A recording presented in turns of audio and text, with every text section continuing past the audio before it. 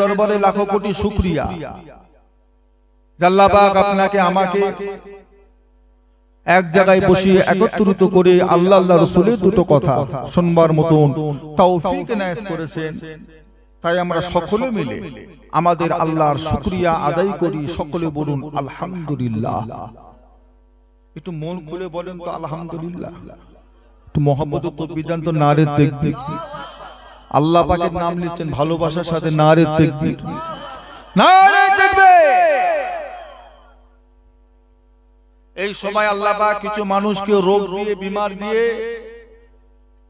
Nursing হোমে, হসপিটালে, বাড়িতে শুইয়ে রেখেছে। কিছু মানুষ শয়তানের ধোঁকায় পড়ে তাসের আড্ডায়, জোয়ার আড্ডায়, জেনার আড্ডায়, নোংরা জায়গাতেও কিছু মানুষ বসে আছে। আমাদের গ্রামেও কিছু মানুষ ইচ্ছা করে রাস্তায় ঘুরে ফিরে বেড়াচ্ছে, বাড়িতে বসে আছে, বাজারে বসে গল্প করছে। তার ভেতর দিয়ে আল্লাহ পাক আপনাকে আমাকে বড় ভালোবেসে মহব্বত করে দুনিয়ার সমস্ত বিপদ আপদ মুসিবত থেকে হেফাজত করে অল্প কিছু সময়ের জন্য আল্লাহ আল্লাহ রাসূলের মহব্বতে বেহেশতের বাগানে নিয়ে এসেছেন। তাই আমরা সকলে মিলে আমাদের আল্লাহর শুকরিয়া আদায় করি। সকলে বলুন আলহামদুলিল্লাহ। জলসা, মাহফিল, ইসালে সওয়াব, বিশ্ব নবী দিবস, মিলাদুন নবীর মাহফিল আমাদের কমিটি ভাইজানেরা কায়েম করে থাকে। প্রত্যেকটা কমিটির একটা একটা উদ্দেশ্য থাকে। কেউ মাহফিল করে মাদ্রাসার উন্নতি করবে, কেউ মাহফিল করে মসজিদের উন্নতি করবে, কেউ মাহফিল করে এলাকার কবরবাসী রুহের মাগফিরাতের জন্য। কমিটিদের একটা একটা উদ্দেশ্য থাকে। কিন্তু আমরা যারা সামিঈন, আজকের মাহফিলের শ্রোতা আমরা যারা হয়েছি, যারা এসেছি, আমাদের একটা উদ্দেশ্য থাকবে। কি উদ্দেশ্য? ফুলফুরা শরীফের মুফতি আজম আলা হযরত মির্জা হুজুর পীর কেবলা রাহমাতুল্লাহ আলাইহি বলতেন, বাবা, জলসা মাহফিলটা হলো মুরব্বিদের একটা মাদ্রাসা। হুজুর বলতেন, যে সমস্ত মানুষরা শরিয়াতি মাসলা মাসাইল ঠিকমতো জানে না, কিংবা জানে তার ভিতরে কিছু ভুল আছে, তারা যদি জলসা মাহফিলে এসে যদি একটু বসে, আর আলেম উলামায়ে কিরাম গণেরা যদি এই সমস্ত বিষয় নিয়ে যদি একটু আলোচনা করে, তা তারা নিজেদের ভুলগুলো তারা ঠিক করে নিতে পারবে। মির্জা হুজুর কেবলা বলতেন, বাবা, বারে বারে এক আলেমকে দাওয়াত করবে না, ঘুরিয়ে ফিরিয়ে আলেম নিয়ে আসবে। বারবার এক আলেমকে আনলে তোমরা অত মাসলা মাসাইল জানতে পারবে না, ঘুরিয়ে ফিরিয়ে আনলে তোমরা কিছু শিখতে পারবে। হুজুর কেবলা বলতেন, যারা বেশি নাত বলে, খুতবা লম্বা করে, ওই সমস্ত আলেমকে দাওয়াত করবে না। যে তোমাদেরকে কিছু দিতে পারবে, তার মাহফিলে বসে তোমরা কিছু শিখতে পারবে, সেই সমস্ত আলেম উলামাকে তোমরা দাওয়াত করবে। কেন, দাড়ি যখন পেকে যায়, বয়স যখন হয়ে যায়, তখন আর মক্তবে গিয়ে বাচ্চাদের পাশে বসে আর মাসলা মাসাইল শেখা আমাদের পক্ষে সম্ভব নয়। আল্লাহর রাসূল বলতেন, তালাবুল ইলমি ফারিদাতুন আলা কুল্লি মুসলিম। প্রত্যেকটা মুমিন মুসলমানের জন্য শরিয়াতি ইলম শিক্ষা করাটা হলো বলেন ফরজ। নামাজ পড়া, রোজা রাখা, হজ করা, যাকাত দেওয়া, মা বাপের খেদমত করা, হালাল রুজি উপার্জন করা, ইলম শিক্ষা করা ফরজ। তবে এবার যদি আপনাকে বলা হয় আপনার জন্য নামাজ পড়াটাও হলো ফরজ, ইলম শিক্ষা করাটাও হলো ফরজ, এই দুটো ফরজের ভিতরে কোনটা আগে করবেন? আগে নামাজ পড়বেন না আগে ইলম শিক্ষা করবেন? আগে নামাজ পড়বেন। আপনারা কি বলছেন? এই মধ্যে আগে নামাজ পড়তে হবে। আবার কেউ বলছে আগে ইলম শিখতে হবে, আগে হজ হবে না আগে ইলম হবে। কি বলছে? ইলম। ইলম যদি আপনার ভিতরে না থাকে, আপনি সহি নিয়ম মেনে নামাজ আপনি পড়তে পারবেন না। তাহলে আগে নামাজ না আগে ইলম? একটু কথা নামাজ মানে এটা নয় ইমামের পিছনে দাঁড়িয়ে ইমাম যখন আল্লাহু আকবার বলে তাকবীরে তাহরিমা দিয়ে হাত বাঁধলো, তাকবীরে উলা দিয়ে, তার পিছনে আমিও কি আল্লাহু আকবার বলে হাত বেঁধে দিলাম। এবার যে খুশি তাকাচ্ছে, উপরে পাখা দেখছে, এসি দেখছে, জানলা দেখছে, পাশের মুসল্লি দেখছে, নামাজ হবে? একটা তো নিয়ম আছে। যতক্ষণ আমরা ইমামের পিছনে দাঁড়িয়ে নামাজ পড়বো, একা নামাজ পড়বো তাকবীরে তাহরিমা দিয়ে, যতক্ষণ আমরা দাঁড়িয়ে থাকবো তত সময় পর্যন্ত আমাদের চোখের দৃষ্টিটা কোন দিকে থাকবে? মাটির নিচে। বলছে মাটির নিচে। কত নিচে? চোখের দৃষ্টিটা কোন দিকে থাকে? সিজদার জায়গায়। ঝড় হোক, বৃষ্টি হোক, বাজ পড়ুক আর বোম পড়ুক, চোখ হিলবে? চোখ থাকবে সিজদার জায়গায়। এবার একটা বিপজ্জনক জিনিস, আপনি নামাজ পড়ছেন, আপনার সামনে একটা সাপ চলে এসেছে, একটা বিষাক্ত পোকামাকড় চলে এসেছে, তখন কি আপনি নামাজ পড়বেন? নামাজ ছাড়বেন নাকি একবার ওর দিকে তাকাবেন, একবার সিজদার দিকে তাকাবেন, এরকম করবেন? নামাজ ছাড়বেন। যখন আমরা রুকুতে যাব, রুকু, তখন আমাদের চোখের দৃষ্টিটা কোন দিকে থাকে? কোন দিকে? দুটো পায়ের মাঝখানে। দুটো পায়ের। যখন আমরা সিজদায় যাব, তখন আমাদের চোখের দৃষ্টিটা কোন দিকে থাকে? কোন দিকে? এখন কেউ যদি বলে হুজুর এত দিকে চোখ নিয়ে যাবার দরকার নেই, নামাজের নিয়ত করি চোখ দুটো বন্ধ করলো, ইমাম যা বলছে শুনবো তাই করব, নামাজ হবে? হবে না হবে? আগে বলেন চোখ বন্ধ করে নামাজ হবে না হবে? চোখটা বন্ধ করে নামাজ পড়লে নামাজ হবে না হবে? হবে না, মাকরুহ। চোখ বন্ধ করে নামাজ পড়া মাকরুহ হবে, আপনার নামাজই হবে না। ফজর বেলা উঠে শরীর ক্লান্ত লাগছে, ইমামের জন্য চোখটা বন্ধ করে নামাজ হবে না, মাকরুহ। মাকরুহ কেমন? মাকরুহ জিনিসটা কেমন? নামাজ পড়েছে ঠিকই আছে, একটা মানুষ আছে, মানুষটার দুটো হাত নেই, দুটো পা নেই, দাম আছে? আপনার ইবাদতের কোনো দাম নেই। বলছে নামাজ পড়েছি, নামাজ হয়েছে, দাম নেই।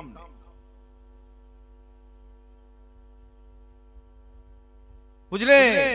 ইলম রাখতে হবে, ইলম ছাড়া ইবাদত আপনি করতে পারবেন না। এবার ইলমের দুটো ভাগ, একটা হলো ইলমুল লিসান আর একটা হলো ইলমুল কলব। একটা জবানের ইলম আর একটা বলে অন্তরের ইলম, কলবের ইলম। জবানের ইলমটাকে বলা হয় ইলমে শরিয়ত, জবানের ইলমটাকে বলা হয় কোরআনের ইলম, হাদিসের ইলম, ফিকহের ইলম, মাসলা মাসাইলের ইলম। কলবের ইলমটাকে মানুষ ভিন্ন ভিন্ন নামে ডাকে। কেউ বলে ইলমে মারিফাত, কেউ বলে ইলমে তাসাউফ, কেউ বলে ইলমে বাতিনি, কেউ বলে ইলমুল ইয়াকিন, কেউ বলে ইলমে ফিরাস, কেউ বলে ইলমে লাদুন্নি। অন্তরের ইলমটা হলো ইলমে লাদুন্নি, আল্লাহর দেওয়া একটা ইলম।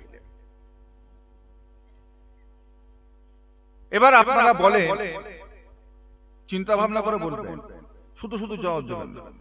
আমরা যে নামাজ পড়ি, এই নামাজটা পড়তে গেলে শুধু জবানের ইলম থাকলেই নামাজ হবে না, অন্তরের ইলমও লাগবে? আমি জিজ্ঞাসা করছি, কষ্ট পাচ্ছেন?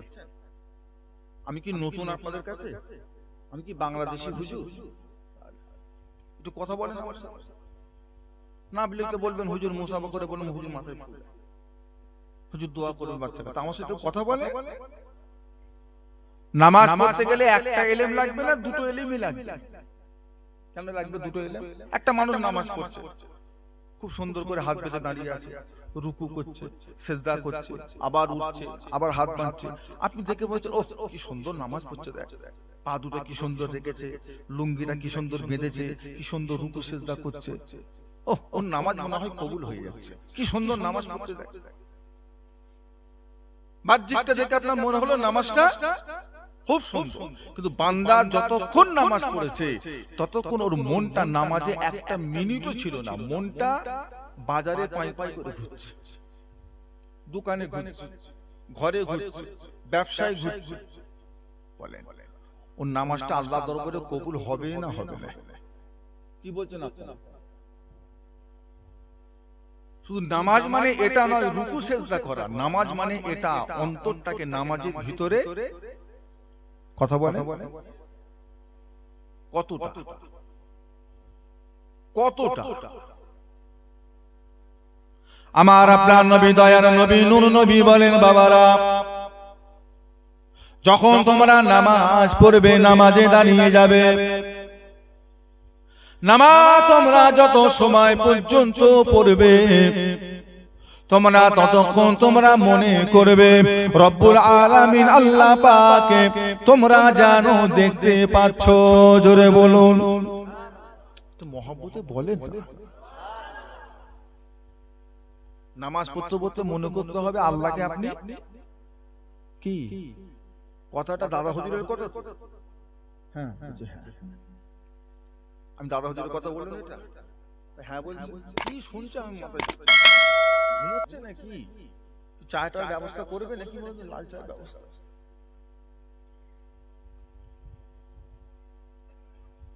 যতক্ষণ আমরা নামাজ পড়বো ততক্ষণ আমরা মনে করবো আল্লাহকে আমরা। আল্লাহ রাসূল বলেন, বাবারা তোমাদের এই মনটা যদি নাও তৈরি হয়, এই মনটা যদি তোমরা নাও তৈরি করতে পারো, তবে কমসে কম তোমরা এটা মনে করে নিও রব্বুল আলামিন আল্লাহ পাক তিনি তোমাদেরকে দেখতে পান।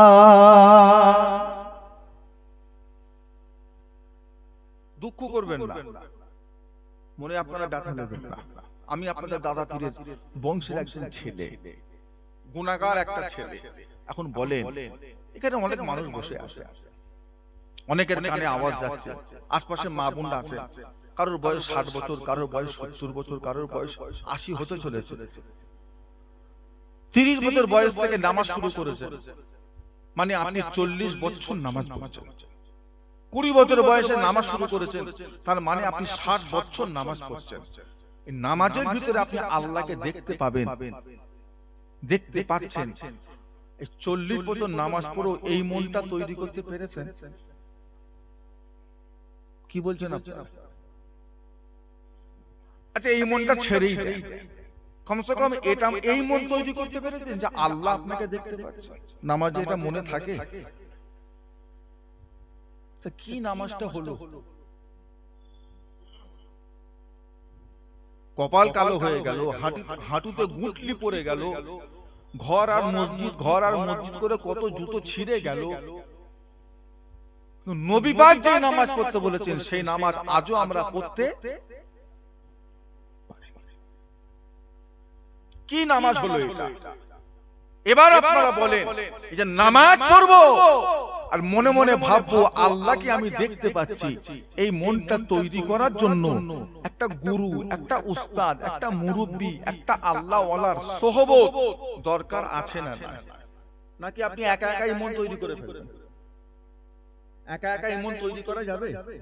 নাপিত হতে গেলে যদি একটা গুরু ধরতে হয়, মেথর হতে গেলে যদি কারোর থেকে শিখতে হয়, কামার কুমোর হতে গেলে যদি গুরু ধরতে হয়, আপনি নামাজ পড়বেন, নামাজে আল্লাহকে দেখতে পাচ্ছেন, এই মনটা আপনি এমনি তৈরি করে ফেলবেন?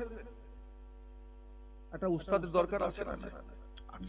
আমরা দাবি করি মেজ হুজুরের মুড়ি, আমরা দাবি করি ছোট হুজুরের মুড়ি, আমরা দাবি করি যে কোনো একটা আল্লাহ ওয়ালার মুরিদ অতটুকুই শেষ। সোহবতে বসা, এই মন তৈরি করা, এই চেষ্টা আমাদের কারোর ভিতরে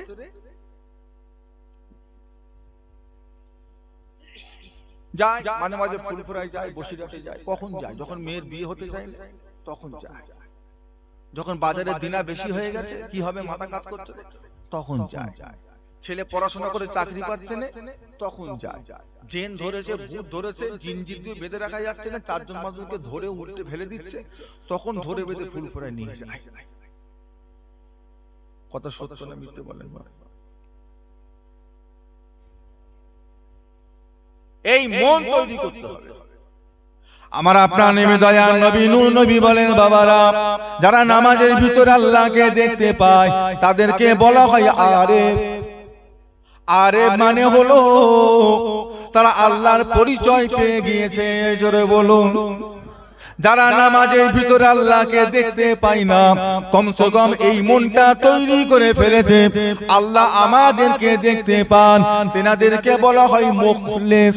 মুখলেস মানে হলো আমার আল্লাহ পাক তাদের উপরে রাজি খুশি হয়ে গিয়েছে। জোরে বলুন। দুটোর ভিতরে একটা মন তৈরি করতে হবে। শুধু নামাজ পড়লে হবে না, রুকু সেজদা দোয়া দরুদ সবই তো হচ্ছে। নামাজ পড়েছিলেন আল্লাহর নবী সাহাবী হযরত আলী,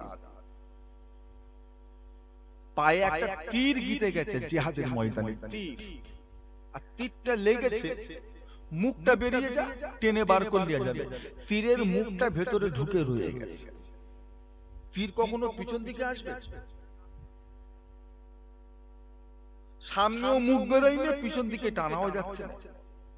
তখন তার হসপিটাল নেই যে নিয়ে চলে যে অবশ করে যে কেটে কুটে ঠিক করে দেবে।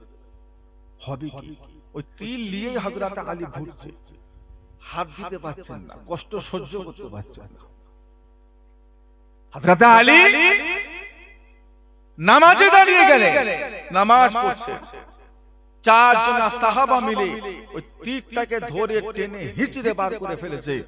হযরত আলীর জবান থেকে উহু আহা কোনো শব্দই বার হয় নাই। জোরে বলবেন না, একটু মহব্বতে বলা যাবে না? কি নামাজ ওটা? ওইটা কি নামাজ আর আমাদেরটা কি নামাজ?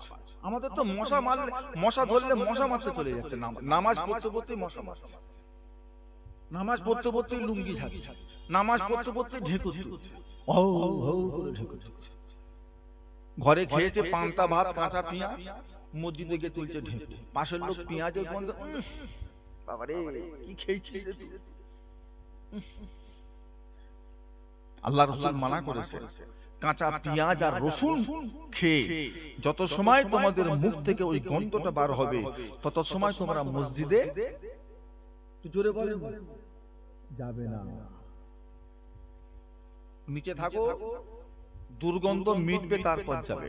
যদি যায়, যাওয়াটা আপনার মাকরুহ হবে। নবী আমার জিজ্ঞাসা করলেন হযরত আলীকে, ও হযরত আলী রাদিয়াল্লাহু তাআলা আনহু, কি নামাজ আপনি পড়লেন? যখন আপনি নামাজের নিয়ত করে দাঁড়িয়ে যান, তখন আপনার মনের অবস্থাটা কেমন থাকে, কোথায় থাকে, কি থাকে? হযরত আলী, ইয়া রাসূলুল্লাহ, ইয়া হাবিবাল্লাহ, যখন আমি নামাজের ভিতরে দাঁড়িয়ে যাই, নামাজ পড়ি, যত সময় পর্যন্ত আমি নামাজের ভিতরে থাকি, আমার মনে হয় আমি আলী যেন আল্লাহ কাবা শরীফের ভিতরে প্রবেশ করে গিয়েছি। কি নামাজ পড়তে? এই মনটা তৈরি করাটা অত সহজ ব্যাপার নয়। বাজারের দোকান খুলে বসে আছে, মাগরিবের আজান হয়েছে, দেখছে আর 2 মিনিট বাকি আছে নামাজ শুরু হতে, খদ্দেরকে বলছে তুই 2 মিনিট দাঁড়া, আমি এক্ষুনি আসছি। খদ্দের দোকানে দাঁড় করে রেখে এলো, কোন রকমে উজুটা করে আল্লাহ নামাজ পড়ে এবার হাতাগুলোকে নামাচ্ছে, নামাজের নিয়ত করে এইভাবে নামাচ্ছে। ফরজটা কোন রকমে পড়ে, সুন্নত পড়ে। আচ্ছা, এই মনটা জীবনও তৈরি হবে? একটু জোরে বলে। সম্ভব না, কখনোই। ইলমে বাতিনি, এটা আপনাকে শিক্ষা করতে হবে। এটা হলো অন্তরের এলেম। এই এলেম আপনার ভিতরে না থাকলে আপনি নামাজে আপনি আল্লাহকে দেখতে পাবেন না। আল্লাহকে এই চোখে দেখা সম্ভব। যদি কেউ বলে আমি এই চোখে আল্লাহকে দেখেছি, মানা যাবে? কথা বলবেন তো?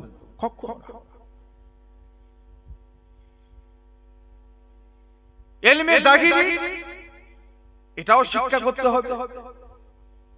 যেখান থেকে খুশি, মাদ্রাসা থেকে শেখেন, মক্তব থেকে শেখেন, বাড়িতে হুজুর থেকে শেখেন, কিতাব পড়ে পড়ে শেখেন, জানতে আপনাকে হবে।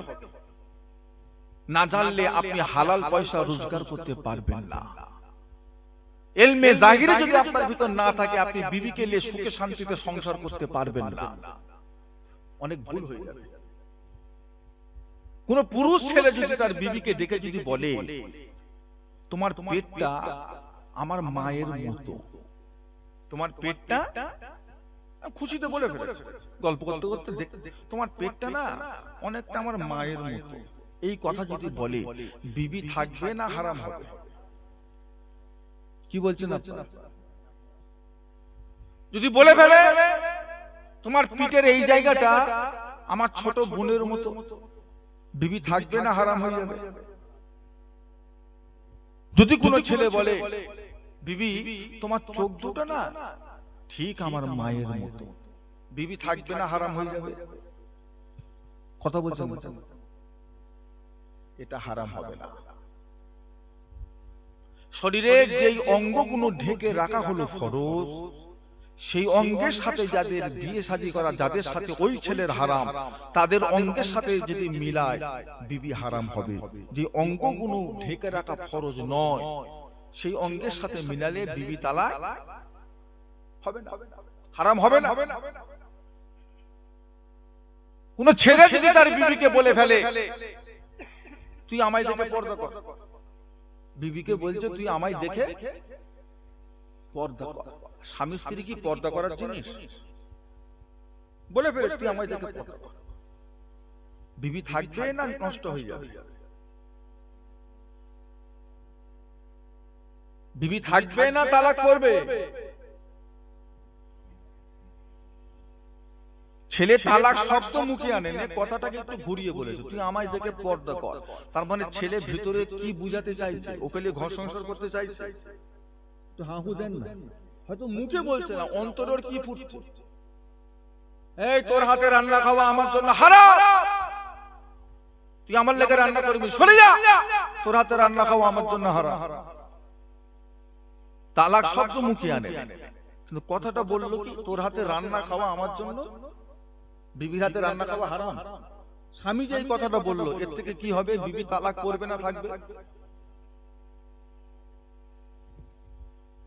তাহলে একটা ছেলে যখন বিবাহ করছে, কোন কথা বললে বিবি তালাক হবে, কোন কথা বললে হবে না, কমসে কম এতটুকু এলেম তার জন্য শিক্ষা করাটা ফরজ হয়ে যাচ্ছে।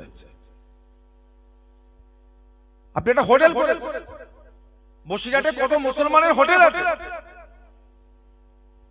মানুষজন খাচ্ছে যাচ্ছে। এখন রোজার মাসে, রমজান মাসে বেলা 2টোর সময় একটা মুসলমানের ছেলে হোটেলের দোকানে গিয়ে বলছে বিরিয়ানি আছে? বলছে আছে। কত করে? বলছে 60 টাকা। এক প্লেট বিরিয়ানি দাও, এক প্লেট বিরিয়ানি দাও। একটু চিন্তা ভাবনা করে বলেন তো, রমজান মাসে বেলা 2টোর সময় একটা মুসলমানকে বিরিয়ানি দেওয়াটা এটা হালাল হবে না হারাম হবে?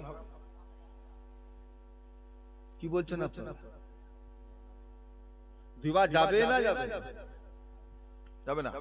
এখন ছেলেটা শরীর খারাপ, ডাক্তার রোজা রাখতে মানা করেছে, এইবার কি হবে? কি বলছে?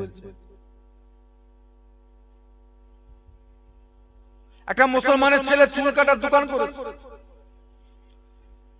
আর একটা মুসলমান গিয়ে বলছে কত করে রে? বলছে 50 টাকা। ধর। কি করব? বলছে দাড়িটা চেঁচে ফেলে দে, এই দাড়িটা ভালো করে সেভিং করে চেঁচে ফেলে দে। মুসলমান হয়ে আর একটা মুসলমানের দাড়ি চাঁচাটা এটা হালাল হবে না হারাম হবে? আমার কথা আপনারা বুঝতে পারছেন না? এটা চলবে না চলবে? তাহলে একটা ছেলে যদি নাপিতেরও যদি দোকান করে, তাকে শরিয়াতের সেই এলেমটাকে এলেম শিক্ষা করাটা হলো। চার ধরনের এলেম প্রত্যেকটা ইমানদারকে শিক্ষা করাটা হলো ফরজ। তার ভিতরে এক নাম্বার হলো ইলমে আকীদা, দ্বিতীয় নাম্বার হলো ইলমে ইবাদত, তিন নাম্বার হলো ইলমে মুআমালাত, চার নাম্বার হলো ইলমে সিয়াসাত। এই চার ধরনের ইলম শিক্ষা করা প্রত্যেকটা মুমিন মুসলমানের জন্য হলো ফরজ। ইলমে সিয়াসাত তার মানে হলো, সিয়াসাত মানে হলো রাজনীতি। রাজনীতি ইলম রাখাটা প্রত্যেকটা মুসলমানকে রাখাটা হলো ফরজ। তবে আমার আপনার দেশে যে রাজনীতি হয় এই রাজনীতি না, শরিয়াতের রাজনীতি। চুরি করলে কথা বলে না, চুরি করলে, জিনা করলে কোমর পর্যন্ত পুঁতে কি করো, সঙ্গে পাথর মেরে মেরে। কোন মুসলমান যদি অন্য কোন মুসলমানকে কতল করে দেয়, কতলকারী যদি ধরা পড়ে, শরিয়াতের হুকুম কি? কথা বলেন, তাকেও কতল করে দাও। কোন মুসলমান মদ খেয়ে বেড়াচ্ছে, শরিয়াতের হুকুম কি? কথা বলবেন, বেদ দ্বারা চাবুক মারো। এবার প্রশ্ন হলো, চুরি করলে হাত কেটে দাও। কত টাকা চুরি করলে হাত কাটবেন? 1 টাকা না 1 লাখ টাকা? আপনারা কি বিরক্ত হচ্ছেন? ক টাকা চুরি করলে হাত কাটা হবে? 1 টাকা চুরি করলে হাত কেটে দেবেন? তাহলে 1 লাখ টাকা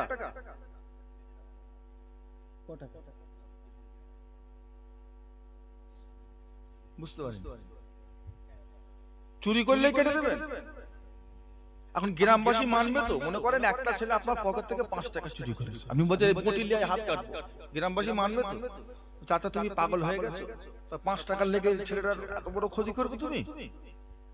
গ্রামবাসী মেনে নেবে কি? এই ইলম আমাদেরকে রাখতে হবে। আমাদের দেশে শরিয়াতি আইন চলে না, কিন্তু পৃথিবীতে এমনও দেশ আছে যেখানে শরিয়াতি আইন চলে। সেসব জায়গায় যদি এখন এই সমস্ত কাজ আমরা গিয়ে যদি করে ফেলি, ঘুরতে গিয়ে কিছু কারণে ফেসে যাব।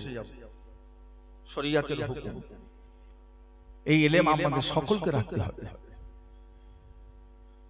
তৃতীয় নাম্বার ইলমে মুআমালা, সম্পর্কগত ইলম। আল্লাহ আমাদের জন্য কিছু মহিলাকে বিবাহ করা আল্লাহ হালাল করেছেন, আবার কিছু মহিলাকে বিবাহ করা আল্লাহ আমাদের জন্য কি করেছে? হারাম করেছে। আমরা তো নাস্তিক না। আমরা কি নাস্তিক? আমরা নাস্তিক? আমরা তো নাস্তিক না যে ইচ্ছা মতো চলবো। আমাদের একটা বাউন্ডারি আছে না? না, ইচ্ছা মতো যাকে তাকে বিয়ে করবেন? যে বোনের মেয়েকে বিয়ে করা যাবে, খালাকে বিয়ে করা যাবে, ফুপুকে বিয়ে করা যাবে, নানিকে বিয়ে করা যাবে, মেয়ের মেয়েকে বিয়ে করা যাবে। এই সম্পর্কে ইলম প্রত্যেকটা ঈমানদারকে রাখাটা হলো ফরজ। কাদেরকে বিয়ে করা যায় আর কাদেরকে বিয়ে করা জায়েজ নয়। দেখতে পাচ্ছেন না, খালাকে নিয়ে পালাচ্ছে, শুনছেন না? ওর জ্ঞান আছে? খালাকে বিয়ে করা যাবে কি যাবে না, জ্ঞান ওর আছে, খালাকে নিয়ে চলে গেছে। মামা মামা বোনের মেয়েকে নিয়ে কেটে পড়েছে। তার মানে কি? ছোট থেকে ওকে শিক্ষা দেওয়া হয়নি যে ওইটা তোর বোনের মেয়ে, ওটা তোর ভাগ্নি, ওকে বিবাহ করা তোর জন্য হারাম। এই শিক্ষাটা ওকে দেওয়া হয়নি। এই শিক্ষা যদি দেওয়া হতো, ওই মেয়েটার প্রতি ছোট থেকে একটা ঘৃণা পয়দা হতো, জীবনে এই মনটা হতো না যে ওকে বিয়ে করবো। ও জানতো হারাম, জানি না। বিয়ে করেছে, আবার শালিটাকেও বিয়ে করেছে, দুজনকে একসঙ্গে রেখে দিয়েছে। হালাল না হারাম? আবার এখন হয়ে গেছে ফেসবুক, বুঝতে পেরেছেন? 4 বছর ঘর করছে, দুটো ছেলে, কি মহব্বত হয়েছে বলতে পারবো না। 6 মাস ধরে ফেসবুক চালিয়ে কার সাথে চ্যাট করে মেসেজ করে এত মহব্বত বেড়ে গেছে। 4 বছরের মহব্বতের কোনো দাম নেই। রাতে উঠে ছেলে পুলে রেখে একা বেরিয়ে পড়েছে। 4 বছরের মহব্বত টেকে নেই, 6 মাসের মেসেজ টিকে গেছে। বসিরহাট কোর্টে গিয়ে বিয়ে শাদী করে ওই সেই দিকে গিয়ে কোথা গিয়ে ঘর ভাড়া করে দুজনে আছে। এখন বলে প্রথম পক্ষ ওকে তালাক দিয়েছে, তো হাহু দেন, তালাক দেয়নি। তা প্রথম পক্ষ তালাক না দেওয়াতে দ্বিতীয় পক্ষের বিয়েটা হয়েছে, ওই বিয়েটা হয়েছে। তা ওরা যে ওদের মতো ঘর করছে, সংসার করছে, এবার যে কটা ছেলে পুলে পয়দা হবে এগুলো হালাল জাদা হবে না হারাম জাদা হবে? হারাম জাদার পিছনে নামাজ পড়া যাবে? হারাম জাদা ও যখন বড় হয়ে যখন ও বিয়ে শাদী করবে, ওদের বাচ্চা কাচ্চা কেন কি হবে?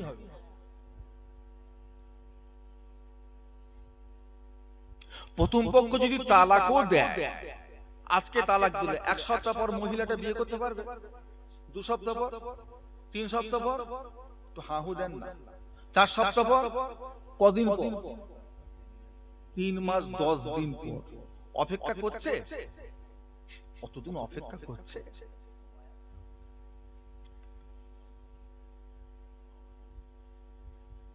এলেম নেই, ওর সেই জ্ঞানটাই নেই।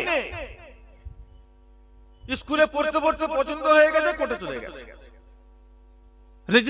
ওরা তো মোটামুটি বসে আছে, মালকটির ব্যাপার আছে। দুটো বন্ধুকে লিখে সাক্ষী করে দিচ্ছে। আমাদের মাসলা হলো লা নিকাহ ইল্লা বে ওলি, লা নিকাহ ইল্লা বে ওলি, গার্জিয়ান ছাড়া বিবাহ হবে না।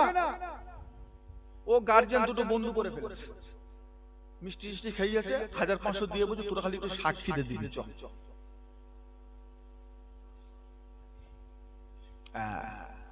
ইলম রাখতে হবে, ইলমে মুআমালাত। কাদেরকে দেখা দেওয়া যায়, কাদেরকে দেখা দেওয়া, কই গো চাচি, কই গো ভাবি, কই গো বলে হর হর করে ঢুকে পড়লেন ঘরে। আসে ঘরের মেয়েটা গোসল করছে না কলতলায় বসে জামা কাপড় কাচছে, না থালা বাসন মাজছে, না ঘরে একটু ঝাঁট দিচ্ছে, আপনার দেখা দেখি নেই। কই গো বলে ঢুকে পড়লে কি পেয়েছে? চায়ের দোকান ওইটা? আপনি হাঁকার দেন, আপনি 2-4 বার সেই ঘরের মালিককে ডাকে, চাচা হোক, নানা হোক, দাদা হোক, ভাই হোক, তার দুবার একবার নাম ধরে ডাকেন, বলেন মেয়েগুলো সতর্ক হয়ে যা। আপনি ফুসফুস করে ঢুকে পড়ছেন ঘরে, কোথায় যাচ্ছেন আপনি?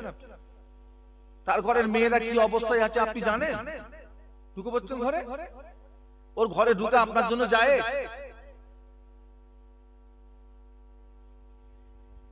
ইলম রাখতে হবে, ইলমে ইবাদত, ইবাদত সংক্রান্ত ইলম। কেমন? আল্লাহ পাক ইবাদতকে কয়েকটা ভাগে ভাগ করে দিয়েছে। কিছু ইবাদতকে আল্লাহ ফরজ করেছেন, কিছু ইবাদত আছে ওয়াজিব, কিছু ইবাদত আছে সুন্নাত, কিছু ইবাদত আছে নফল, কিছু ইবাদত আছে মুস্তাহাব। এই নিয়মে আপনাকে চলতে হবে। ফরজের খবর নেই, সুন্নাত ধরে হই হই করছে, লাভ আছে? নাভির উপর থেকে হাঁটুর নিচে পর্যন্ত ঢেকে রাখাটা কি একটু বলেন না?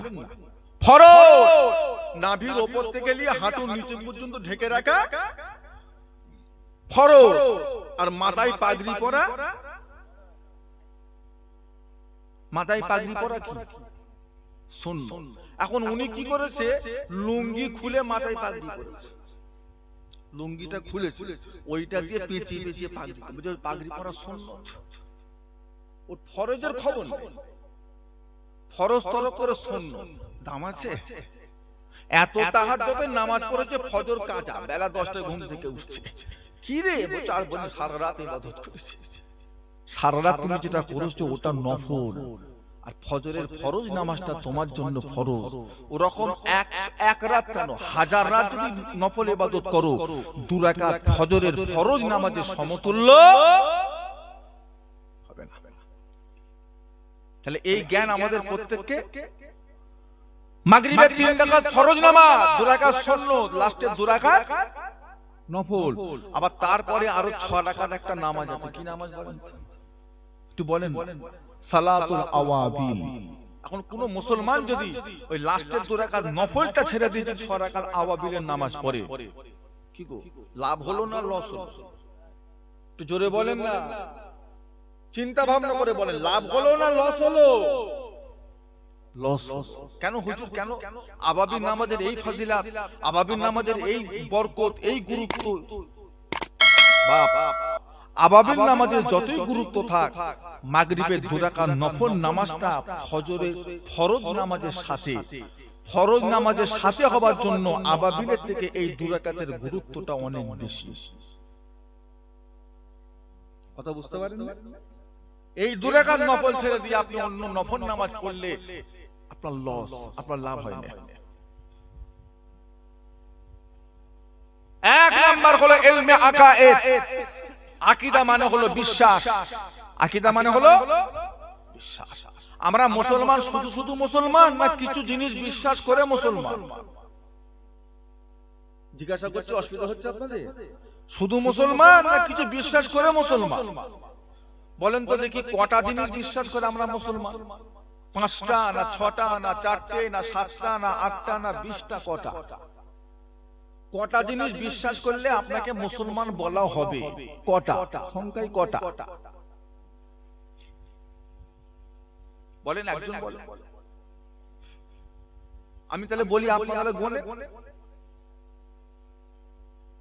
আমানতু বিল্লাহি ওয়া মালাইকাতিহি ওয়া কুতুবিহি ওয়া রাসূলিহি ওয়াল ইয়াউমিল আখির ওয়াল কদরি খাইরিহি ওয়া শাররিহি মিনাল্লাহি তাআলা ওয়াল বা'সি বাদাল মউত। কটা? এবার বলেন কটা?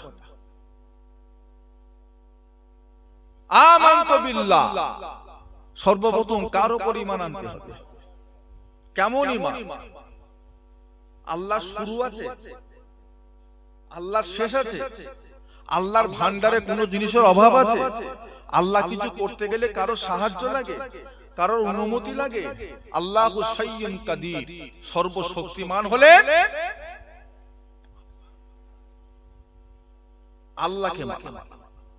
শুধু আল্লাহকে মানা বলতে মানি এতটুকু শেষ নয়। আল্লাহ শুরু নেই, আল্লাহ শেষ নেই, আল্লাহ কারোর মুখাপেক্ষী নয়, আল্লাহ কারোর সাহায্যের প্রয়োজন নেই।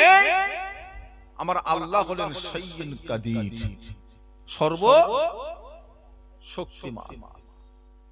আমাদের কোনো শক্তি, আমাদের কোনো শক্তি নেই। কালকে একটা লোক আমার পাশে বসে আছে, আমি ওয়াজ করছি, হাত পালিয়ে বসে আছে, সারা দিচ্ছে, হাসছে, কথা বলছে, সবই করছে। আমি এবার শেষ করব, কিয়াম করতে উঠেছি, সালাম করতে দিকে ও বসে আছে। ওটো বলছে, হুজুর আমার প্যারালাইসিস। হাসির কথা না, তার আমি বাহ্যিক দেখে মনে করছি মানুষটা সুস্থ। ওরকম একটা লোক যদি আপনার পাশে বসে থাকে, আপনার মাথা যদি একটা বস্তা তোলার দরকার হয়, আপনি ওকে বলেই দেবেন, এই ভাই একটু সাহায্য করো তো ভাই, বস্তাটা মাথায় তুলে দাও। সেই লোকটা বসে বলছে আমি প্যারালাইসিস। তার হাত পা থেকে কিছু বোঝা যাচ্ছে? শক্তি দেখা যায়? শক্তিটা কার তরফ থেকে আসে? কে দেয়? অঙ্গ আছে মানেই যে শক্তি থাকবে এর কোনো মানে নেই। অঙ্গ থাকতেই পারে, শক্তি নেই। প্যারালাইসিস, একদিক পড়ে গেছে, প্যারালাইসিস। শক্তিটা আল্লাহ নিয়ে নিয়েছে, এই শক্তিটার মালিক হচ্ছে আল্লাহ। দ্বিতীয় নাম্বার হলো ওয়া মালাইকাতিহি। কাদের উপরে বিশ্বাস? কাদের উপরে বিশ্বাস? মালাইকা, মালাইকা, মালাইকা, ফেরেশতা। আমরা যেমন একটা মখলুক, ফেরেশতা একটা মখলুক। বিস্তারিত বললে অনেক সময় লেগে যাবে, আপনার ধৈর্য হারিয়ে যাবে। 3 নাম্বার হলো ওয়া কুতুবিহি। কিসের উপর? কিতাব। কটা কিতাব? একটা কিতাব নাকি অনেক কটা কিতাব? কটা কিতাবকে মানতে হবে? বলেন না। কিতাব বলতে কি? ইতিহাস, ভূগোল, বিজ্ঞান, তাই তো? হাদিস, কুরআন, বুখারী, মুসলিম, এইসব কি কিতাব? যে কটা কিতাব আল্লাহ আসমান থেকে পাঠিয়েছেন। সংখ্যা কত? আসমান থেকে আল্লাহ পাক 104টি কিতাব নাযিল করেছেন। ও ভাইজানেরা, ওই 104টি কিতাবের ভিতর আল্লাহ পাক 4টি কিতাবকে আল্লাহ পাক বড় করে দিয়েছেন। তাওরাত, ইনজিল, জব্বুর ও কুরআন। তাওরাত হযরতে নবী মুসা আলাইহিস সালামের উপর আল্লাহ নাযিল করেছিলেন। তাওরাত, জব্বুর হযরতে নবী দাউদ আলাইহিস সালামের উপর আল্লাহ নাযিল করেছিলেন। ইনজিল হযরতে নবী ঈসা আলাইহিস সালামের উপর আল্লাহ নাযিল করেছিলেন। এই সমস্ত কিতাব হলো আসমানি কিতাব, এগুলো হলো কিতাবুল্লাহ, আল্লাহ পাকের কিতাব। কোরআন শরীফটা কিতাবুল্লাহ নয়, কোরআন শরীফটা হলো কালামুল্লাহ, এটা হলো আল্লাহ পাকের কথা। জোরে বলুন, একটু মহব্বতে বলে, কোরআন কার কথা? আল্লাহর কিতাব নয়, কোরআন কিতাবুল্লাহ নয়, কোরআন হলো কালামুল্লাহ। ওয়াকাল আল্লাহু তাআলা, কার কথা? আল্লাহর কথা। জব্বুর কিতাব, তাওরাত কিতাব, ইনজিল কিতাব, ধ্বংস হয়ে গেছে। এই কিতাবগুলো দুনিয়ার জমিনে নেই, পাল্টে ফেলেছে। ইহুদিরা চেঞ্জ করে ফেলেছে, খ্রিস্টানরা চেঞ্জ করে ফেলেছে, নাসারারা চেঞ্জ করে ফেলেছে। কুরআন শরীফ 1450 বছর এখনো আছে। নবী জামানায় কোরআনের যেখানে যেই অক্ষরটা ছিল, আজও কোরআনে সেখানে সেই অক্ষর আজও আছে, কিয়ামত পর্যন্ত থাকবে। এর কোনো পরিবর্তন জোরে বলে হবে না। তাম পৃথিবীর কোরআনকে নিয়ে যদি পানিতে ফেলে দেওয়া হয়, পৃথিবীতে যে কটা ভাষা রয়েছে আবার প্রত্যেকটা ভাষায় আবার কোরআন লেখা হয়ে যাবে। জোরে বলবেন না। বাংলা বলেন, হিন্দি বলেন, ফার্সি বলেন, তেলুগু বলেন, মারাঠি বলেন, রোমানিয়া বলেন, চাইনা বলেন, ফার্সি বলেন, যাই বলেন, আল্লাহ পাক কোরআনটাকে আল্লাহর বান্দার সিনাতে আল্লাহ হেফাজত করে দিয়েছে। এটা জীবনও মিটবে না, কেউ মিটাতে পারবে না। কত পুরাবি আর কত কি করবি। তাওরাত কিতাবটা লিখে তার ভিতরে কিছু ভুল টুল লিখে একটা মানুষ গির্জার সামনে গিয়ে দাঁড়িয়েছে, গির্জার লোক থেকে নিচে নামছে, তারা তাদের কিতাব বলে নিয়ে পালাচ্ছে। জব্বুর ভুলভাল লিখে নাসারাদের পাশে দাঁড়িয়েছে, তারা কিতাব দেখতে জব্বুর নিয়ে পালাচ্ছে। ইনজিল ঈসা নবীর উম্মতেরা ভুলভাল লিখে পাশে দাঁড়িয়েছে, লোক নিয়ে পালাচ্ছে। কুরআন শরীফের কিছু অক্ষর ভুলভাল করে দিয়ে মানুষটা মুসলমানদের মসজিদের পাশে এসে দাঁড়িয়েছে বিক্রি করার জন্য। মানুষ দেখছে আর রেখে দিয়ে পালাচ্ছে, বলছে এটা কোরআন নয়, এই অক্ষর মিলছে না, এতে ভুল আছে, এটা ঠিক নেই। জোরে বলুন না সুবহানাল্লাহ। এর কোনো পরিবর্তন করতে চেষ্টা করেছে, চেষ্টা করে পারে না, কিয়ামত পর্যন্ত পারবে না। জোরে বলুন না। চতুর্থ নাম্বার হলো ওয়া রাসূলিহি। কাদের উপরে বিশ্বাস? কাদের উপরে? শুধু আমার নবী না, সমস্ত নবী? নবীদের প্রতি আকীদা কেমন থাকবে? নবীদের উপরে আপনার আমার বিশ্বাসটা কেমন বিশ্বাস হবে? নবীরা নামাজ পড়ে পড়ে নবী হয় নাই, রোজা রেখে রেখে নবী হয় নাই, হজ করে করে নবী হয় নাই, যাকাত দিয়ে দিয়ে নবী হয় নাই, নামাজ ইবাদত করে করে নবী হয় নাই। আল্লাহ রাব্বুল আলামিন সমস্ত নবীকে আসমান থেকে নবী করেই দুনিয়ায় পাঠিয়েছেন। জোরে বলুন। নামাজ পড়ে নবী হওয়া যায়? মানে অনেক নামাজ পড়ছিল তাই আল্লাহ নবী মুসাকে নবী করেছে, কথা বলেন। তাহলে নবীরা 40 বছর, 50 বছর, 100 বছর পর নবী হয় না জন্ম থেকেই নবী? একটু কথা বলছেন না? নবী মানি নবী মানি, কিন্তু নবী বড় হয়ে নবী হয়েছে। নবী মানা হলো কি? নামাজ পড়ে পড়ে নবী না আল্লাহ নবী করেই পাঠিয়েছে? প্রতিটা নবী হলেন হায়াতুন নবী। ইন্নাল্লাহা হারামা আলাল আরদি আনতাহাকুলা আসসাদাল আম্বিয়া। প্রতিটা নবীদের লাশ মুবারককে মাটির জন্য খাওয়াটা আমার আল্লাহ পাক হারাম করে দিয়েছেন। জোরে বলুন, জোরে বলেন না। কোন নবীর লাশ নষ্ট হয়নি। প্রত্যেকটা নবী হলো হায়াতুন নবী, জিন্দা নবী, জীবিত নবী। জিনারের শিক্ষিত ছেলেরা যুক্তি বিশ্বাস করে, তর্ক বিশ্বাস করে, বলে মানুষ বেঁচে থাকতে গেলে তো অক্সিজেনের দরকার। তোমাদের নবী কবরে অক্সিজেন পাচ্ছে কি করে যে তিনি বেঁচে আছে? কথা বুঝতে পারছেন? বেঁচে থাকতে গেলে কি দরকার? লাগবে না লাগবে? আপনি নাক আর মুখ টিপে রাখলে কতক্ষণ থাকবেন আপনি? খুব খুব সর্বোচ্চ 1.5 মিনিট, 2 মিনিট, নাকি এর বেশি? তুমি যে বলছো তোমাদের নবী জীবিত, তো কবরে আছে, তো অক্সিজেন কোথা পাচ্ছে? তুমি বলছো বেঁচে আছে। বেঁচে থাকতে গেলে তো অক্সিজেন, তো কই নবী পাচ্ছে কোথা? এটা ওদের যুক্তি, যুক্তি বিশ্বাস করে ওরা। ওসব হাদিস কোরআন টাদিস কোরআন বলছে ওসব। তুমি যখন তোমার মায়ের পেটের ভিতর ছিলে তখন বেঁচে ছিলে না মরা ছিলে? অক্সিজেন কোথা পেলে?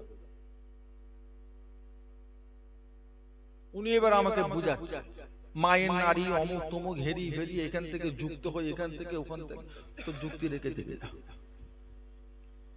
আল্লাহ রাব্বুল আলামিন দুনিয়ার বুকে নবী রাসূল পয়গম্বর পাঠিয়েছেন। এক একটা নবীকে আল্লাহ পাক এক এক সময় এক এক ভাবে আল্লাহ পরীক্ষা করেছেন।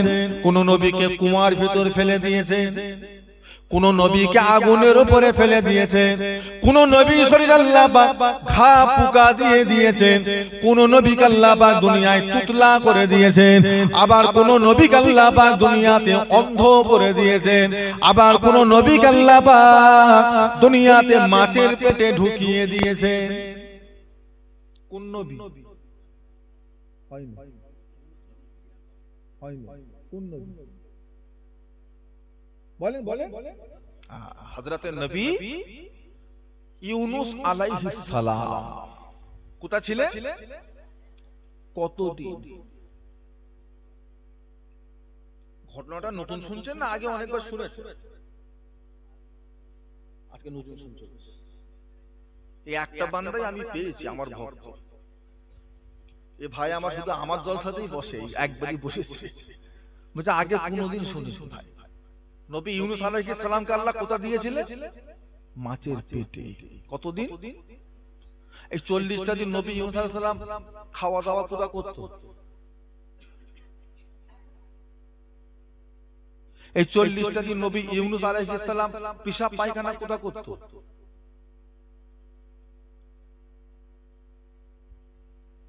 এই 40টা দিন নবী ইউনুস আলাইহিস সালাম ঘুমোতো কোথা? একটু বলেন না। মাছের পেটে, মানে খাট পালং সব করা আছে, সব ছেড়ে দেন। এই 40টা দিন নবী ইউনুস আলাইহিস সালাম অক্সিজেন কোথায় পেত? উত্তর আছে? উত্তর আছে আপনার কাছে? এবার বলে যে কথাটা আমি বললাম নবী ইউনুস আলাইহিস সালাম মাছের পেটে, এটা আতিপাতি কিতাবের ঘটনা না আল্লাহর কোরআনের ঘটনা?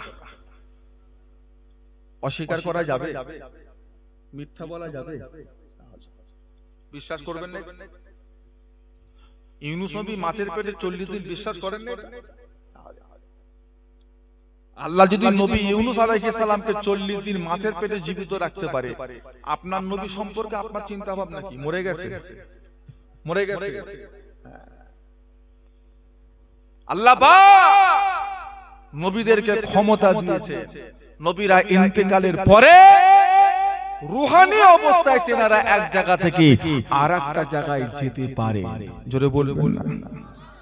আল্লাহ রাসূল যখন মিরাজ শরীফে গেলেন, যেতে যেতে দেখছেন নবী মুসা আলাইহিস সালাম তিনার কবরের পাশে তিনি কি করছেন? নামাজ পড়ছেন। আবার যখন এই বাইতুল মুকাদ্দাসে চলে গেলেন, বাইতুল মুকাদ্দাস এমন একটা মসজিদ বাইতুল মুকাদ্দাস যে মসজিদে আমার নবী ইমাম হয়েছিলেন। হাজার হাজার নবী আমার নবীর পিছনে ইক্তেদা করে 2 রাকাত শুকরিয়ার নামাজ পড়েছিলেন। জোরে বলবেন না? একটু জোরে বলা যাবে? আজকে সেটা নিয়ে তো অশান্তি হচ্ছে। খোঁজ খবর রেখেছেন না নিজের নিয়ে পাগলা হয়ে আছে? খোঁজ খবর রেখেছেন আপনারা? দুনিয়া কি চলছে, কি অশান্তি চলছে? পৃথিবীর প্রথম মসজিদের নাম কি?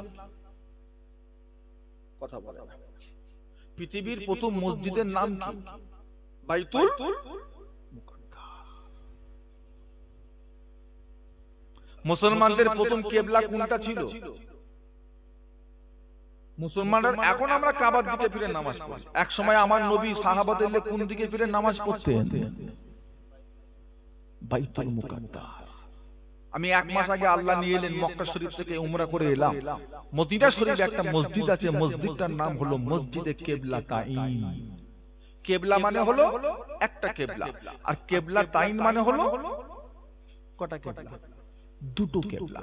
মসজিদে কিবলা তাইন। ওই মসজিদটায় ঢুকে দেখবেন এইদিকে একটা কিবলা আছে, এইদিকে একটা কিবলা আছে। এইদিকেও নামাজ পড়ার জায়গা আছে, কিবলা আছে, ইমাম দাঁড়াবার জায়গা। এইদিকেও দেখবেন ইমাম দাঁড়াবার জায়গা, কিবলা করা আছে। কেন কেন এরকম হলো? আমার নবী 17 মাস ওই বাইতুল মুকাদ্দাসের দিকে ফিরে নামাজ পড়তেন। 17 মাস। একদিন নবী আমার আসরের নামাজ পড়ছে, মনে মনে ভাবছেন, আল্লাহ আপনার কাবাটা যদি কিবলা হতো আমি রাসূলুল্লাহ বড় খুশি হয়ে যেতাম। আল্লাহ পাক নামাজে ওহী পাঠালেন, জিবরাইল এখনই যাও।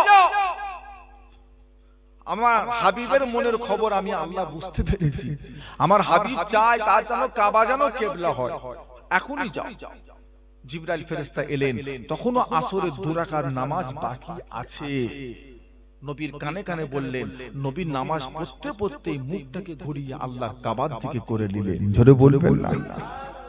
সেদিন থেকে কাবা কিয়ামত পর্যন্ত এই কাবাই থাকবে আমাদের কিবলা। পরিবর্তন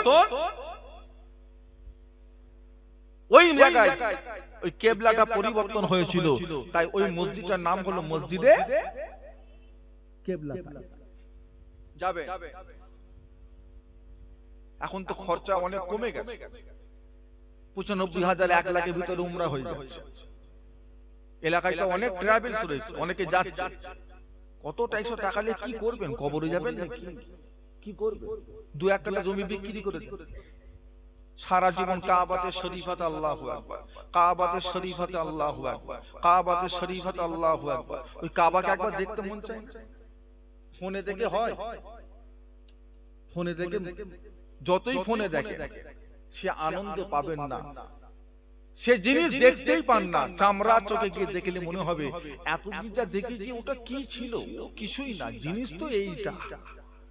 দেখার সাথে সাথে মনটা ভরে যাবে, কি দেখছি আমি এটা, ওহ কি বড় ঘর, কি সুন্দর ঘর।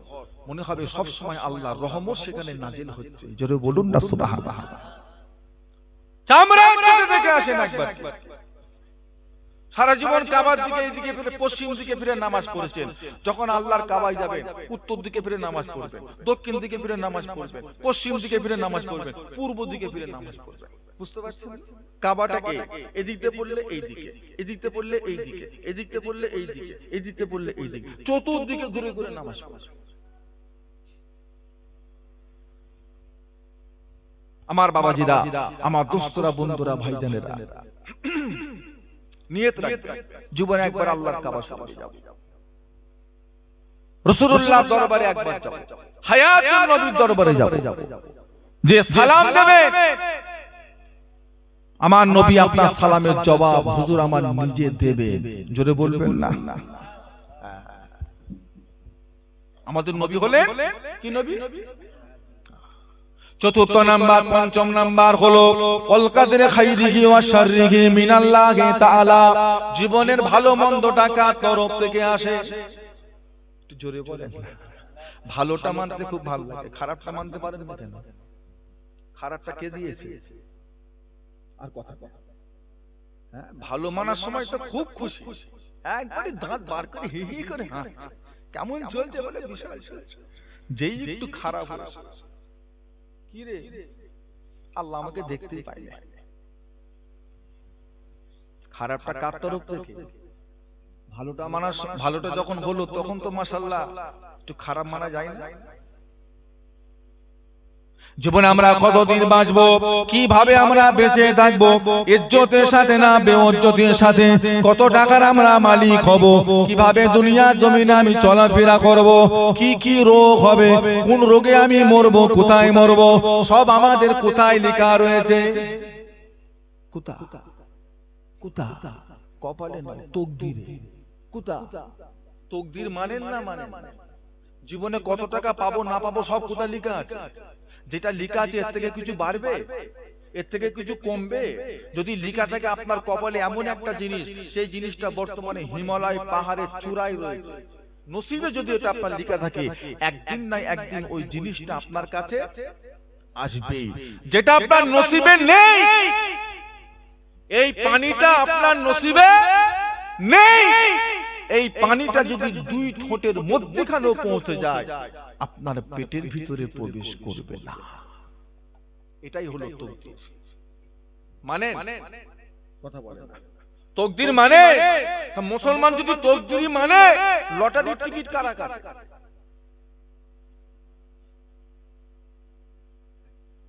মুসলমান যদি এটাই বিশ্বাস করে বাড়বে না, তো বাড়াবার চেষ্টা করে কারা? আপনাদের দিকে মনে হয় মুসলমান এসব কাজ করেন? হ্যাঁ, ওরা তকদির মেনে ঘরে বসে থাকে, নাকি রাতারাতি বড় লোক হবার স্বপ্ন দেখে? হ্যাঁ, নসিবে যদি না থাকে, ও যদি লটারির গুডাউন কিনে ফেলে, পাবে? পাবে? আর নসিবে যদি আল্লাহ লিখে রাখে ওই বান্দা অমুক তারিখে অমুক সময় 1 কোটি টাকা পাবে, তোমার লটারি কাটার দরকার নেই। খোদার কসম, আল্লাহর কসম, আল্লাহর জাত পাকের কসম, ওই টাকা তোমার কাছে আল্লাহ হালাল ভাবি আল্লাহ পাঠিয়ে দেবে। তুমি হারাম লাইনে গেছো বলে তোমাকে আল্লাহ হারাম ভাবে মিলিয়েছে। লাইন তুমি দেখে নিয়েছো, আল্লাহ তো তোমায় দেখে দেয়। তুমি যদি হালাল ভাবেও চলতে, ওই টাকাটাই পেতে, যেটা তুমি লটারি কেটে পেয়েছো ওটাই পেতে, তবে হারাম ভাবে না। কিভাবে? হালাল ভাবে। তওবা করে, তওবা করে। আল্লাহ যেটা অপছন্দ করে আমরা সেটাকে অপছন্দ করব। হালাল খা, শরীরে হালাল খুন পয়দা করে, ইবাদত করে, আল্লাহর দরবারে কবুল হয়ে যাবে। নিজেও হারাম খাচ্ছে, ছোট ছোট ছেলেপুলেগুলোকে হারাম খাওয়াচ্ছে, বুড়ো মা বাপটাকে হারাম খাওয়াচ্ছে, সব দল বেঁধে জাহান্নামে ঢোকাবে। তোমার বাপ তোমাকে হারাম খাইয়ে মানুষ করেছে? এই শয়তান ছেলে, তোমার বাপ তোমাকে হারাম খাইয়ে মানুষ করেছে? লোকের বাড়ি জন মজুরি খেটে চাষ করে সারা দিন রোদে জ্বলে পুড়ে 50-60 টাকা রোজগার করে, তার থেকে কিছু টাকা চাল, কিছু টাকা ডাল, কিছু টাকার পেঁয়াজ কিনে তোমাকে ডাল ভাত খাইয়েছে ঠিকই, তবে হালাল খাইয়েছে। আর তুমি আজ বড় হয়েছো, বাপ তোমার সংসারে, বাপ তোমার মজুর হয়ে গেছে, মুরব্বি হয়ে গেছে, আর খেটে খাওয়া সম্ভব নয়, তাকে নিয়ে যে হারাম গুলো খাওয়াচ্ছে, সুদের ব্যবসা করে হারাম খাওয়াচ্ছে। আর তোমার বাপ সারাদিন আল্লাহ আল্লাহ আল্লাহ আল্লাহ, কি গো, নামাজ পড়েন, রোজা রাখেন, হজ করেন না যাকাত দেন, সর্বপ্রথম কাজ হলো হালাল খাওয়া। সর্বপ্রথম কাজ হলো, পেটে যদি হারাম যদি পড়ে যায়, নামাজ পড়ে লাভ আছে? কথা বলছেন না? তোমরা কি ভাবো, এই ছেলেগুলো কি ভাবে যে হারামে বরকত? কথা বলছেন না? হারামে বরকত না হালালে বরকত? আর হারামে হরকত কি হবে? কমে যাবে। আর হালাল কি হবে? সোর বছরে কটা বাচ্চা দেয় জানেন? গরু বছরে কটা বাচ্চা দেয়? হ্যাঁ, বছরে কটা বাচ্চা দেয় গরু? কুকুর বছরে কটা বাচ্চা দেয়? 5টা কি, 6টাও দেয়, 8টাও দেয়, তা মিনিমাম একটা ধরি আমরা 6টা। তা কুকুর বছরে বাচ্চা দেয় 6টা, আর গরু বছরে বাচ্চা দেয়। এই বসিরহাট এলাকায় কোনো কুকুরের কসাইখানা আছে যে কুকুর জবাই হয় বিক্রি হয়? গরুর কসাইখানা? বলছে হুজুর কটা নেবে? এখন লাগবে কাঁচা গোশ এনে দেবো, কিনে দেবো, কত নেবেন, ক কেজি নেবেন বলেন, পৌঁছে দিচ্ছে আপনার বাড়িতে, তাই তো নাকি? তাহলে কুকুর কেউ খাই না, গরু পেলে কেউ ছাড়ে না। আমরা মনে করি শুধু মুসলমানরাই খায়, আদৌ কি তাই? কথা বলছেন না? কাউকে পাড়ায় যান না, কাউকে পাড়া জানেন না, বেড়া চাপা কাউকে পাড়া ভেতরটা ঢোকেন না, হ্যাঁ দম দিতে পারবেন না, শুধু ঝুলছে মাঠের মধ্যখানে, চামড়া ছেড়ে ছুটে। কি রে বাবা, কি বলছো? গরু ঝুলছে, যাবে কোথায়? বলছে সব প্যাক হয়ে বিদেশে চলে যাবে। এসব দেশে খাই না, বিদেশে খাই। যত সব বাছুর গরুগুলো কেটে প্লেন বাং পালাচ্ছে, প্লেনে করে চলে যাচ্ছে বিদেশে। হাজার কুইন্টাল গোশত চলে যাচ্ছে বিদেশে, তারা সব খাচ্ছে, গিলছে বসে বসে। আর শুধু দোষ হচ্ছে কাদের? কথা বলবেন তো? সব পাখি মাছ খায়, শুধু মাছ রাঙার দোষ হয়। মাছ রাঙা চেনে? শুধু ওই একা মাছ খায়।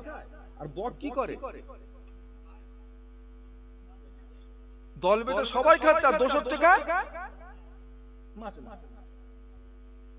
তোমরাই ব্যবসার লাইন শিখিয়ে দিয়েছো, তোমরাই ব্যবসা করছো, পেনের ওখানে মাল যাচ্ছে, ট্যাক্স নিচ্ছ, ভ্যাট নিচ্ছ, সব নিচ্ছ তোমরা, শুধু দোষ হচ্ছে কাজে মুসলমান।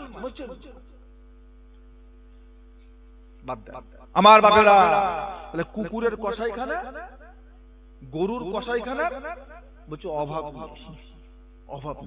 আচ্ছা বলেন তো দেখি, যে হারে কুকুর হয় মানে জন্মায়, যে হারে বাচ্চা হয়, সে হারে যদি বরকত হতো, আমরা কেউ খালি হাতে ঘুরতে পারতাম? সবার হাতে একটা করে কি থাকতো? খেটো লাঠি রাখা ফরজ হতো। যে কজন বসে আছে প্রত্যেকের কাছে একটা করে লাঠি থাকতো। কেন রে? বলছে ভাই বেরোনি যাচ্ছে না। গরুর বছরে একটা করে বাচ্চা। আমরা যে হারে খাই, আমরা গরু ছাড়া কিছু বুঝি? তাও তো বসিরহাটের লোক আগে একটু ডাল দিয়ে শুরু করে, অন্য এলাকায় তো ডালটা সরিয়ে দেয়, সব সর্বশেষে ডাল, গোশ আগে। বুঝলে? যে হারে খায়, বরকত যদি না হতো, গরু কবে শেষ হয়ে যেত। কথা ঠিক না ভুল? ঠিক না ভুল গো? কিন্তু কোনদিন কসাইখানা থেকে খালি হাতে ফিরে কেন? গরুটা হলো হালাল, তাতে আল্লাহ কি দিয়েছে? বরকত। গরু হলো হালাল, আল্লাহ দিয়েছে বরকত। যতই খাও কমবে না দিন দিন। আর কুকুর হলো হারাম, তাতে আছে হরকত। ও 6 টাকা নো, 1 ডজন করে যদি বাচ্চা হয়, ওই দেখবেন চোখে পড়ছে, পড়ে নেই আগের থেকে। এখন তো অনেক কুকুর কমে গেছে। কথা ঠিক না ভুল? আগে বাজারের মধ্যে গেলে ঘেউ ঘেউ করে পিছন পিছন কিছুটা যেত, গাড়ির সঙ্গে রেস্ট লেগে কিছুটা যেত।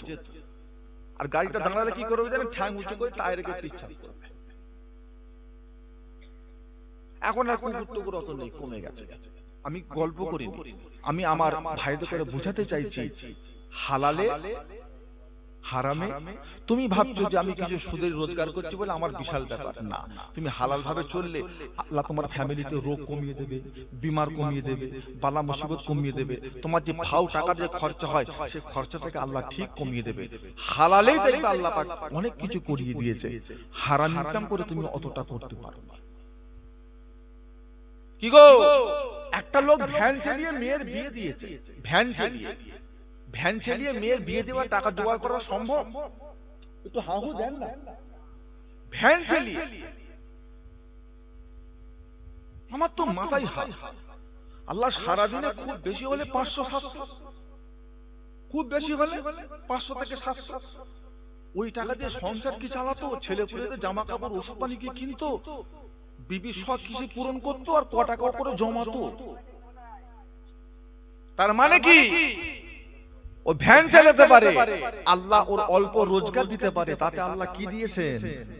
বরকত।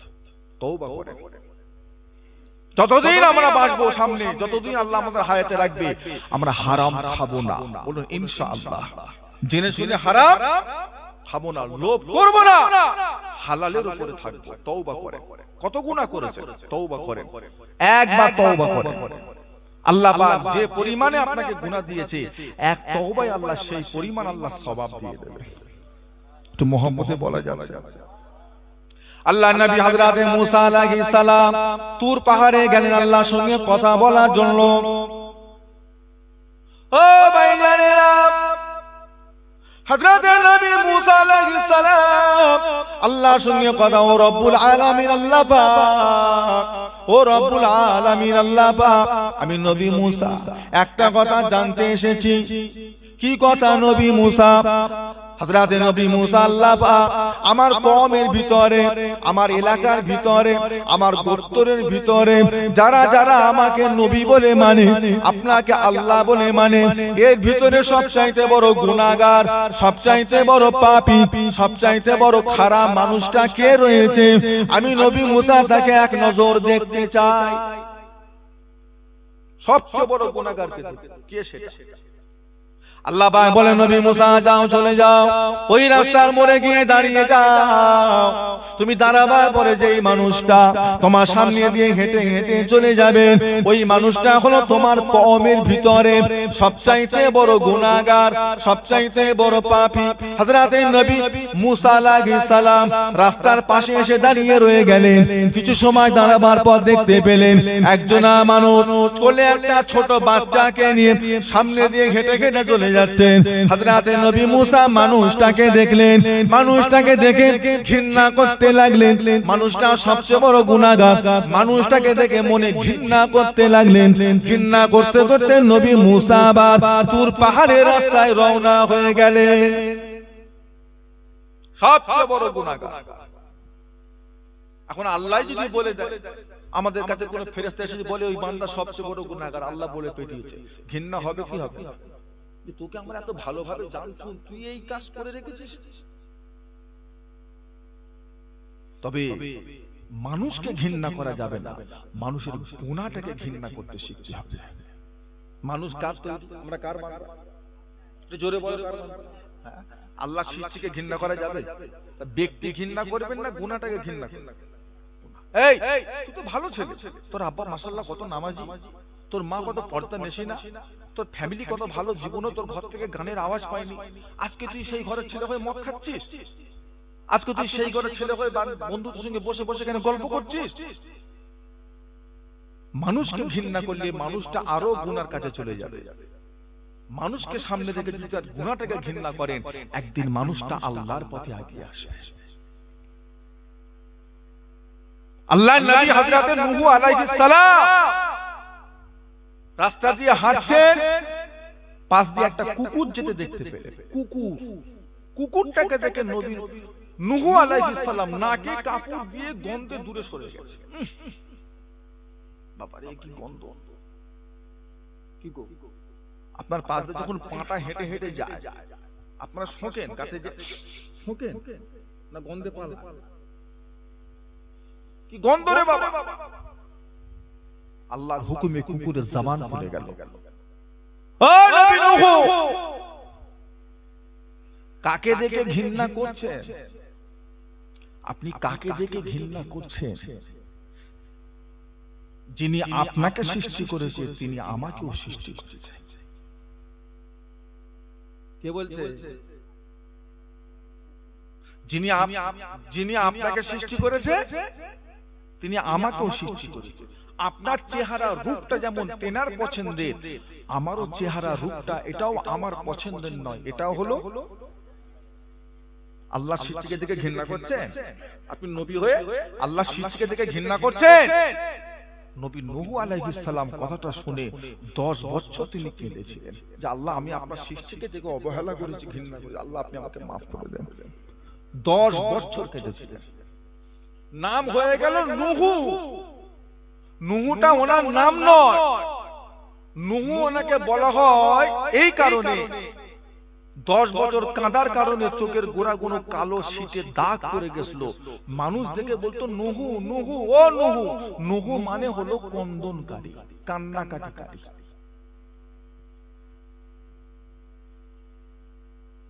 আপনার ঘরে দুটো গরু আছে, দুটো ছাগল আছে, আপনি মাশাআল্লাহ মশার কামড় সহ্য করতে পারবেন না বলে মাশাআল্লাহ মশারি খাটিয়ে মশার ওষুধ দিয়ে জ্বালিয়ে টালিয়ে একদম নাক ডেকে ভেতরে ঘুমাচ্ছে, একবারে খুব যেন জান্নাতে শুয়ে আছে। আর তোমার বাড়ির গরুগুলো ছাগলগুলো সারা রাত মশার কামড়ে ছটকেছে। এটা ওদের সাথে ইনসাফি হলো না বেইনসাফি হলো? কথা বলছেন না কেন? আপনি তো পুষেছেন, দড়ি খুলে দেন, ওরা ওদের মতো ঠিক থাকে। আপনি দড়ি দিয়ে বেঁধে রেখেছেন, অথচ সারা রাশে একটা মিনিট স্থির থাকতে পারেন, 4 হাত শুধু লড়িয়েছে, ঝাঁপিয়েছে। কাজটা ঠিক করলেন আপনি? যে তাদের প্রতি দয়া দেখাবেন না? গরু বলে, বিলাই বলে, কুকুর বলে সৃষ্টি কে করেছে? তাহলে ঘৃণা করা যাবে?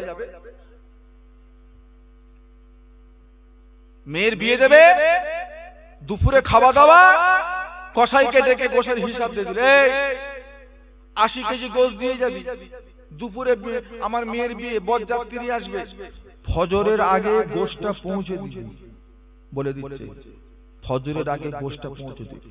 এখন কসাইকে যদি ফজরের সময় যদি গোশ পৌঁছাতে হয়, ওকে গরুটা জবাই করতে হবে কখন?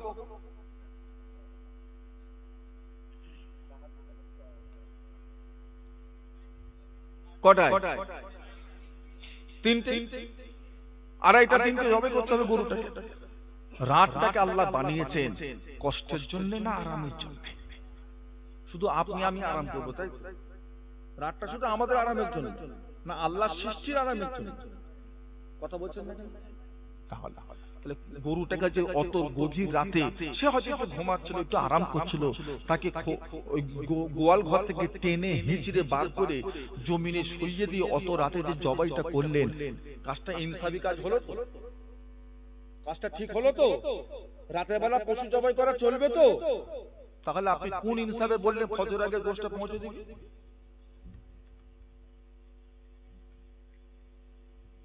তাদের প্রতি দয়া দেখাবেন না? গরু বলে, মুরগি বলে, আল্লাহ হালাল করেছে বলে যা খুশি দেয়, এর হিসাব আপনাকে দিতে হবে কিয়ামত। এর হিসাব দিতে হবে। আমি গল্প করছি,